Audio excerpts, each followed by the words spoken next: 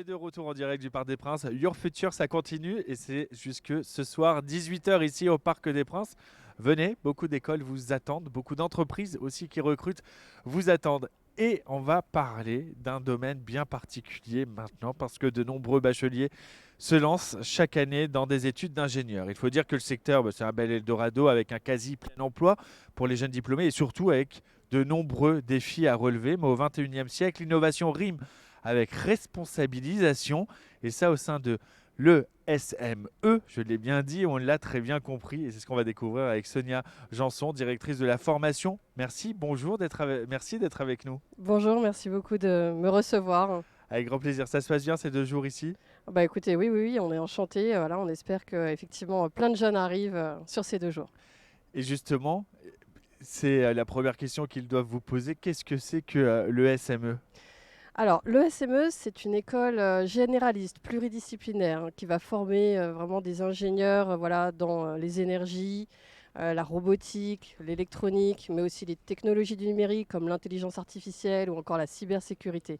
Et surtout, je rajouterais que voilà, dans leur formation, on cherche à mettre en avant l'innovation responsable. Donc on forme des ingénieurs voilà, responsables qui vont mesurer les impacts sur la société et l'environnement dans leurs solutions. On est pleinement dans le présent et dans l'avenir. Justement, pour l'avenir, c'est quoi le profil des étudiants que vous recrutez dans votre école? Alors, les étudiants de l'ESME ont des profils scientifiques, voilà, ils ont vraiment une appétence pour les nouvelles technologies. Je pense que c'est ce qui les caractérise tous. Mais ils ont aussi une grande ouverture voilà, sur le monde, une grande curiosité. Et je pense que finalement, ce qui les caractérise encore davantage, c'est cette quête de sens qu'ils veulent donner à leur formation, voilà, des valeurs humaines pour leur futur métier. Ça va être quoi justement ces futurs métiers? C'est quoi les grands domaines d'activité auxquels vous les préparez? Alors, on va former à l'ESME des ingénieurs qui vont voilà, œuvrer sur les nouvelles énergies pour les véhicules électriques, par exemple, les véhicules autonomes ou encore les bâtiments à énergie positive, les écoquartiers, voilà, ou tous les objets connectés qui ont des batteries finalement. La robotique au service des industries, au service de l'homme, pour l'aide à la personne, la robotique médicalisée. Voilà, ce sont des domaines qu'on enseigne aussi à l'ESME. Mais on a aussi évidemment le traitement des big data, l'intelligence artificielle, voilà, des domaines qui vont évidemment œuvrer dans les défis technologiques de demain.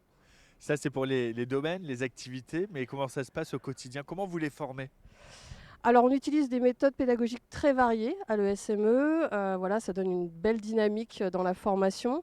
Donc on va avoir des enseignements classiques, mais aussi des apprentissages par projet, des activités en groupe, des challenges innovants qui vont ponctuer la formation. Voilà, toute cette richesse sera mise en place et est mise en place dans la formation. Et la possibilité aussi, évidemment, pour nos étudiants d'avoir des enseignements en ligne pour pouvoir aller plus loin en autonomie, s'exercer avec des quiz, des exercices, etc. Il y a des immersions professionnelles, j'imagine aussi. Oui, bien évidemment. Alors, les étudiants de l'ESME doivent effectuer 53 semaines en entreprise pendant leur formation sur leurs 5 années. Donc, dès la première année, ils ont un stage obligatoire voilà, pour se former et pour accompagner leur formation. Et puis, il y a aussi la possibilité de faire 3 ans en apprentissage, donc vraiment pour avoir une alternance entre les entreprises et la formation. Voilà, et des projets qui vont être portés par les entreprises, encadrés par des ingénieurs en activité qui vont vraiment accentuer la professionnalisation au sein même de la formation. Il y a une notion qui émerge depuis quelques années, c'est la quête de sens. C'est de donner une raison d'être à son travail. Comment vous allez accompagner justement les étudiants qui sont dans cette quête de responsabilité? Alors, le SME a réformé vraiment ses programmes pour justement répondre à cette grande attente.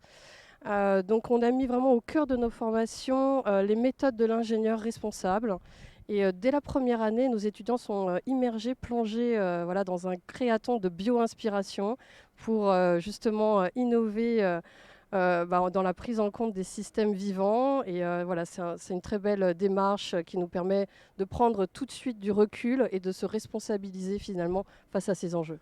Forcément, quand on parle de ce monde du vivant, c'est forcément un bon atout pour innover responsable.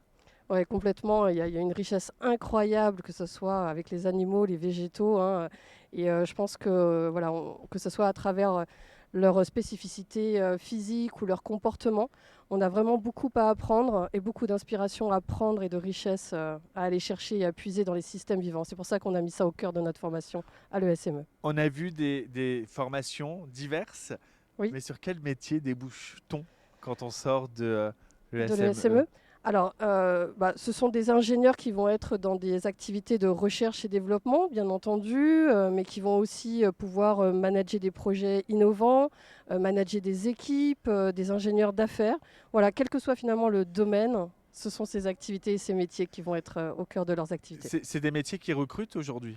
Ah oui, complètement. Aujourd'hui, on a vraiment un besoin énorme d'ingénieurs, hein, donc l'employabilité est très très très forte dans ces domaines.